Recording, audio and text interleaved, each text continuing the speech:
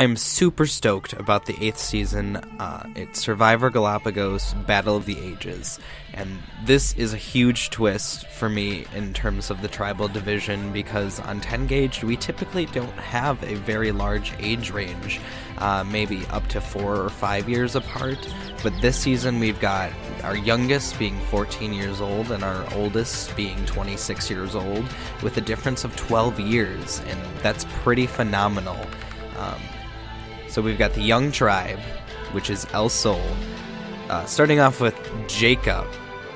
Jacob is 14 years old, and based on what I've seen from him so far, I think that he has a plan going into the game, but that's going to be his downfall. He's not going to be able to follow any plan that he's already set. But that's not to say he doesn't have the potential to go far.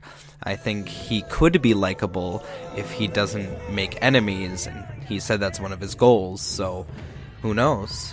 Next up is Lucas. Lucas is also 14 years old, and he also has a certain mold that he wants to try to put himself in. He calls himself a hero, he calls himself a brain, but does he really fulfill those areas in the cast? That is the real question. He feels like he's targeted, and that could be a crutch for him going forward. Next up is Daniel.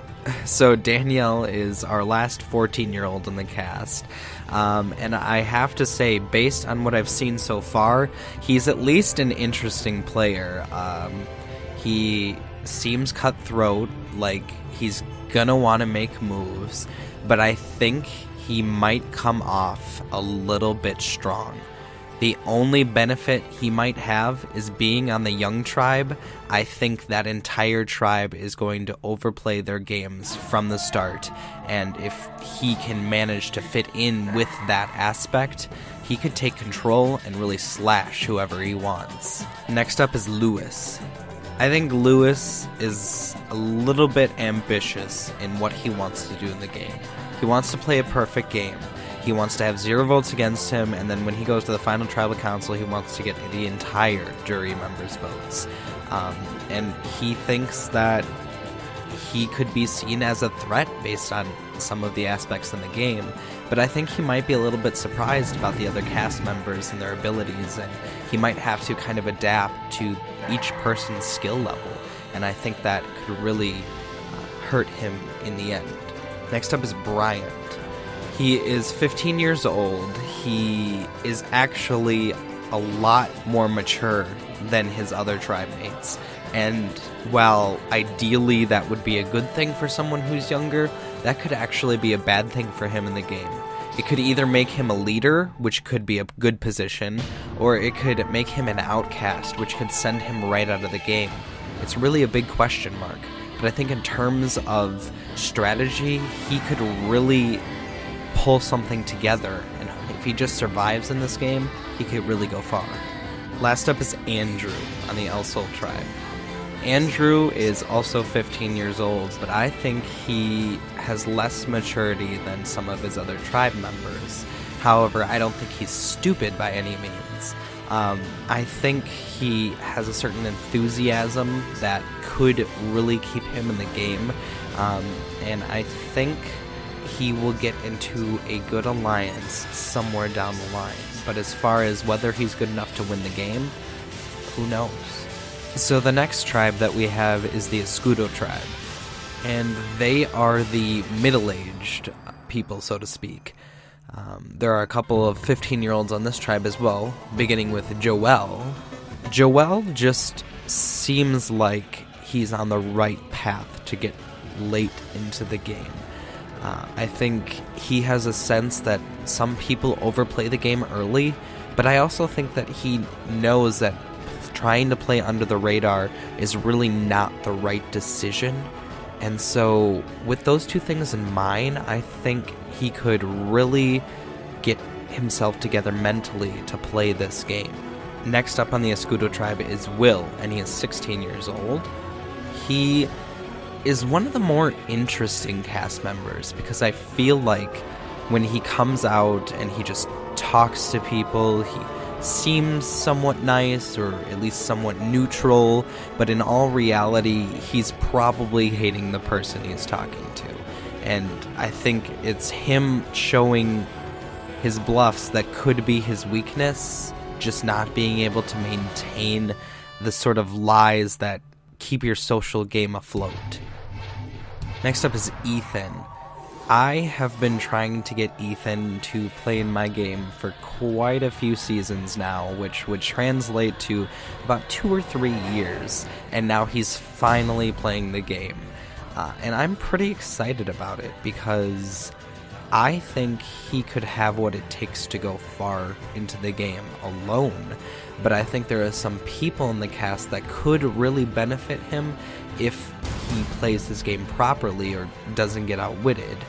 I think he's a really good thinker, more so than he probably knows, so it should be interesting to see where he goes. Next up we have Alex. Alex is a larger question mark in my mind than I probably should be thinking. He talks about the social game and how he's improving on that, and he's really getting into the group game scene, but I've never personally seen him, so I'm not really sure where he stands. He's kind of a question mark in my mind. Next up is Ben, who is 18 years old. Ben, I think, is there to play, and he's not there to play in an overly, I'm here, I'm going to do whatever I want way. He's here to play in a more subtle, what's the best move to continue on way. And I don't think he has any trouble cutting any of his allies, so it should be pretty interesting if he gets far in the game to see who he's going to backstab.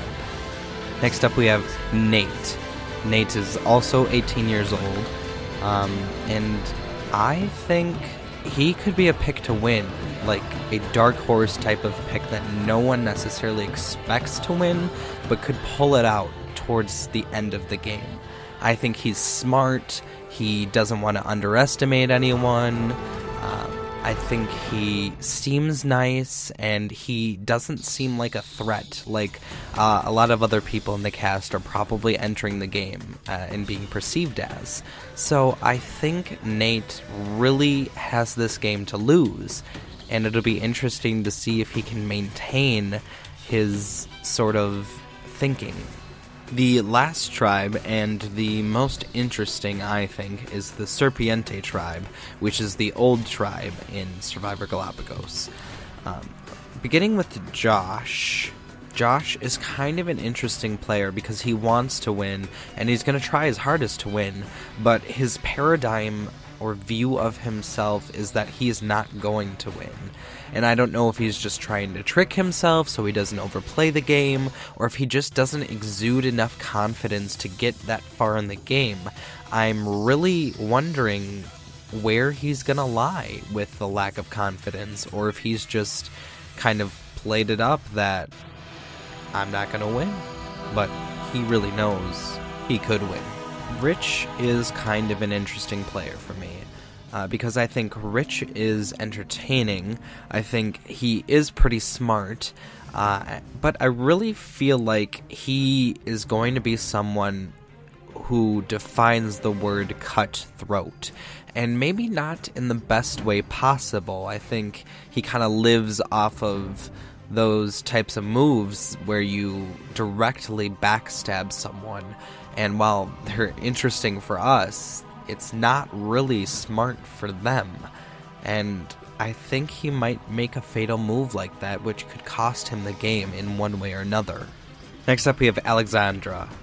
She is super feisty, super feisty.